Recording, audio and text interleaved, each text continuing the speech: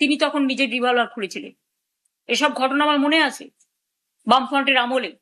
এটা বলবেন না বামপন্থী বন্ধুরা, আমি শুধু সিপিএম পার্টিকে বলছি, অন্য বামপন্থীদের বলছি না, কারণ তারা সত্যি প্রতিবাদ করতেন, তাদের প্রতি আমার শ্রদ্ধা আছে। সিপিএম এরও যারা প্রতিবাদী তাদের প্রতি আমার শ্রদ্ধা আছে। কিন্তু আপনারা এটা মনে রাখবেন, আপনারাও এসে মরিচঝাপি থেকে শুরু করেছিলেন। ডক্টর অনিতা দেওয়ানের কথা বামতলা কেউ ভুলে যাবেন না। 19 জন আনন্দমার্গীকে পুড়িয়ে হত্যা করার কথা কেউ ভুলে যাবেন না। বিধান ভিআইপিতে গুলি চালানো, শান্তিপুরে কৃষক আন্দোলনে গুলি চালানো, শিক্ষক বিমলা থেকে হাওড়ায় গুলি চেলে হত্যা করা, রঘুনন্দন তিওয়ারিকে বেহালায় হত্যা করা, কুচবিহারের রবীন বিমান হায়দারকে হত্যা করা, সিঙ্গুর নন্দীগ্রাম তো অনেক পরে এসছে, হাওড়ার আমতায় 11 জনের হাত কেটে দেওয়া, অনেক ঘটনা ঘটেছে।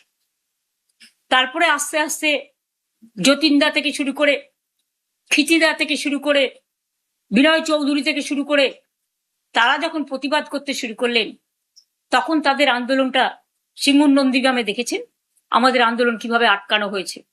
ডবল ডেকার বাস দিয়ে পুরো লুম্পেন বাহিনী আজ যা করে বেড়াচ্ছে, সেদিনকে ওনারাও অ্যাসিড বাল্ব নিয়ে এসেছিলেন আমার মুখে ঢালবেন বলে। রাতের পর রাত আমাকে অপেক্ষা করতে হয়েছে শুধু নন্দীগ্রামে যাব বলে।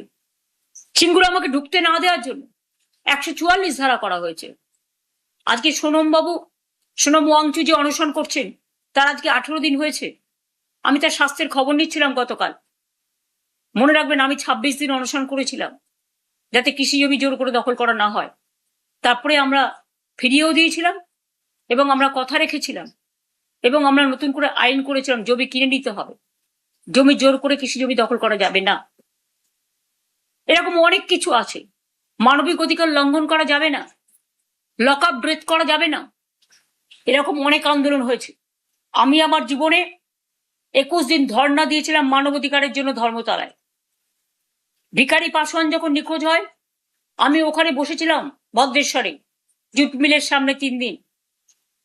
আমি নিজে সিঙ্গুরে 14 দিন ধর্ণা করেছিলাম, আবার একবার করেছিলাম, এবং 21 দিন মানবাধিকার ধর্ণা করেছিলাম ধর্মতলায়।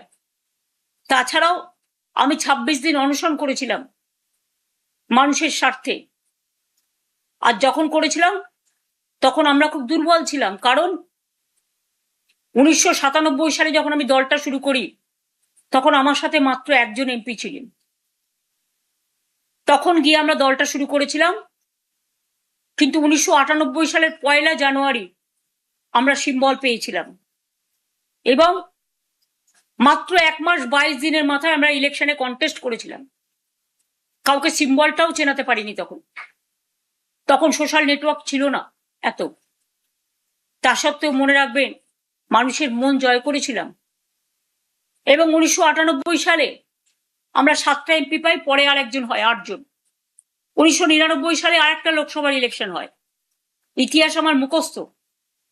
তখনও কিন্তু মনে রাখবেন আমরা 9 জন এমপি পাই। তারপর 2004-এ আমি মাত্র একা হয়ে গিয়েছিলাম। 2006-এ আমাদের মাত্র 30টা অ্যাসেম্বলিতে সিট ছিল, কিন্তু 2004-এ আমি একা হয়ে গিয়েও আমরা কিন্তু লড়াই থেকে পেছোইনি, লড়াই ছাড়িনি। আজকে এখনো পর্যন্ত আমাদের সাথে রাজ্যসভার 10 জন এবং লোকসভার 8 জন, 18 জন এমপি আছে, অনেক এমএলএও আছেন। হ্যাঁ, ভয়ে কাউকে কাউকে পুলিশকে দিয়ে ভয় দেখিয়ে, পুলিশ গিয়ে বলছে গাড়ি নিয়ে এসছি, হয় বিজেপির কোলে জ্বালা দুলছে, আর বলবো সেটিং কোম্পানিতে নাম লেখান, তা নাহলে গাড়ি নিয়ে এসছি জেলে যান। ভয় পেয়ে না তো আপনার ছেলেকে অ্যারেস্ট করবো, আপনার মেয়েকে অ্যারেস্ট করবো, আপনার পরিবারকে অ্যারেস্ট করবো। যেমন একজন আজও চলে গেছে, আমার কোনো দুঃখ নেই, কারণ সে আমায় কালকেই মেসেজ দিয়ে বলেছিল যে আমার পরিবারের সকলকে সামন দিয়েছে ইডি। তখনই আমি বুঝে গেছিলাম, তখনই তার কোনো পজিশন ছিল না, কারণ পজিশন তখনই আমরা তাকে সরিয়ে দিয়েছিলাম সব ক্ষমতা থেকে। কাজে মিথ্যে কথা বলে চাতুরি করার কেউ চেষ্টা করবেন না। যাদের যেতে হয় যান, যা পড়ে থাকবে সেটাই আমার সোনার খনি। আমি 2004-এ একা থাকলে যদি নতুন করে শুরু করতে পারি, 1997-তে যদি নতুন করে শুরু করতে পারি, 2026-এও নতুন করে শুরু করার ক্ষমতা রাখি। এইটুকু জোর আমার আছে। যারা সেটিং করে ওয়াশিং পাউডার নির্মা হচ্ছেন বা বিজেপি ওয়াশিং মেশিন হচ্ছেন, আগে নাকি তারা ছিল চোর, আর এখন হয়ে গেছে সাধু পুরুষ। আর তৃণমূলের যারা সোনার খনি, যারা ভোগ করেনি, যারা ত্যাগ করেছে, বুথ প্রেসিডেন্ট, ব্লক প্রেসিডেন্ট, জেলা প্রেসিডেন্ট, বিএলএ, যারা কোনোদিন এমপি হয়নি, এমএলএ হয়নি, কাউন্সিলর হয়নি, পঞ্চায়েতের মেম্বার হয়নি, জেলা পরিষদ হয়নি, কিন্তু তারা রক্ত দিয়েছে, তারা না খেয়ে মিছিল করেছে, মিটিং করেছে, অনেককেই নেতারা বাদও দিয়ে দিয়েছিলেন। তা সত্ত্বেও আমি মনে করি তারা আজকে ফিরে এসেছে। এবং আমি একটা জেনারেশন তৈরি করিনি, আমি 3টে জেনারেশন তৈরি করেছি, আগেও আপনাদের অনেকবার বলেছি। এবং আমি মনে করি আমার সাথে যে জেনারেশন গুলো এখন আছে তারা আগামী দিন করবে, আমি তাদের মাথার উপরে ছাতার মতো থাকবো। এবং যতক্ষণ লড়াই শেষ না হচ্ছে, কেউ আমার কণ্ঠ রোধ করার চেষ্টা করলে করে দেখুন। যাদের বলছেন ভয়হীন বলে পুলিশকে দেখে, এজেন্সি দিয়ে ভয় দেখাচ্ছেন, তারা একটু শিক্ষা নিন। অভিষেক অনেক খারাপ আপনাদের কাছে, বাহানা হয়ে গেছে ওটা। তো অভিষেকের বউ যদি 1.5 বছরের বাচ্চাকে নিয়ে সিবিআই অফিসে যেতে পারে সাক্ষী দিতে, তাকে ডেকে পাঠানো হয়েছিল, তখন আপনাদের মনে নেই? আজকে আমি যখন ফেসবুক করছি সেদিনও ডেকে পাঠানো হয়েছে, 25টা 30টা কেস দেয়া হয়েছে। সে তো সহ্য করছে, একটু সেটিং করে নিলে সব থেকে রিলিফ হতে পারত। তাহলে যাদের আজকে আপনারা বলছেন বাহানা দেখিয়ে যে অভিষেক হচ্ছে আপনাদের আয়না, তাই আপনারা চলে যাচ্ছেন, এটা আপনাদের বাহানা। অভিষেকের সব অন্যায় ক্ষমা হয়ে গেছে যদি আপনাদের চোখে কোনো অন্যায়ও করে থাকে।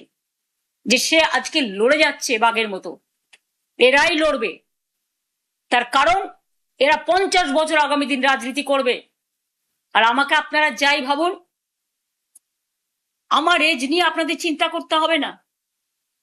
মানুষের এজ তৈরি করে মানুষের মন, মানুষের দেহ, মানুষের মানসিক শক্তি। আপনাদের প্রধানমন্ত্রীর বয়স কত আমি কখনো জিজ্ঞেস করেছি? কেউ কখনো বয়স জিজ্ঞেস করে না। এটা কিছু লোকের দুঃস্বপ্ন আর দুর্যোগ আর দুর্ভোগ, যারা ভয় পায়। আর আপনারা তো জানেন আমার একান্তে বইতে অনেকদিন আগেই লেখা আছে যে আমরা জন্মেছিলাম হাসপাতালে নয় বাড়িতে। তাই আমাদের ডেট অফ বার্থ আমার দাদার সাথে ইভেন সার্টিফিকেট অনুযায়ী 6 মাসের ডিফারেন্স আছে। তা আপনারা বুঝতেই পারছেন এটা পিতামাতারা দিয়ে থাকে। তাতে যেমন লোকসানও আছে, তাতে লাভও আছে। সেটা হয়েছিল বলে আমি যাদবপুরে প্রথম দাঁড়াতে পেরেছিলাম। তার নাহলে তখন আমার দাঁড়ানোর বয়সও ছিল না। আমি কৃতজ্ঞ আমার পিতামাতার কাছে। এরকম অনেকেরই আছে, অটলজিও আমাকে একসময় বলেছিলেন, আরো অনেকে আছে, আমি তাদের নাম বলতে চাইছি না, আজকে তিনি মারা গেছেন বলে বলছি। কাজে আপনাদের আমি একটা কথা বলি, বয়স দেখিয়ে মানুষকে অসম্মান করার চেষ্টা করবেন না। আনফর্চুনেটলি অনেকে ছোট বয়সেও মারা যায়। আমরা কেউ চাই না, আমরা চাই পুষ্প মতো, ফুলের মতো তারা বেঁচে থাকুক। আজকে যারা বলছেন তাদের কি গ্যারেন্টি? লাইফের কোনো গ্যারেন্টি আছে কি? মানুষ জন্মালে মরতে হবে একদিন না একদিন। আপনারা তো ইলেকশনের রেজাল্ট বেরোবার দিন আমার বাড়ির সামনে দাঁড়িয়ে মিছিল করে বিজেপি পার্টি লুম্পেনরা বলেছিলেন হার্ট অ্যাটাক হয়ে মারা যাক। আরে তোমাদের শেষ না দেখা পর্যন্ত আমি আছি, আমি ছিলাম, মানুষের ভালোবাসায় থাকবো এবং কর্মীদের ভালোবাসায় থাকবো।